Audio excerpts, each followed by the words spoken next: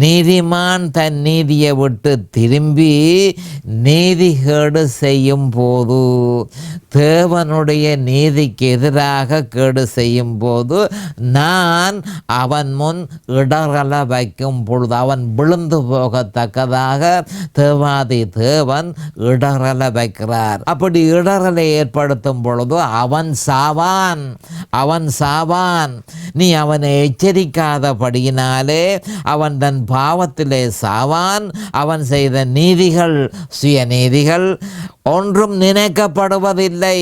அவனுடைய இரத்த பழியையோ உன் கையிலே கேட்பேன் என எசேக்கியேலுக்கு கர்த்தர் கூறினதை ஒருவன் தெளிவாக புரிந்து கொண்டால், நிபந்தனையற்ற நித்திய பாதுகாப்பு, முன் குறிப்பு என்ற இந்த விஷமத்தனமான உபதேசங்களிலிருந்து மனுஷர்கள் தப்பித்து கொள்ளலாம்.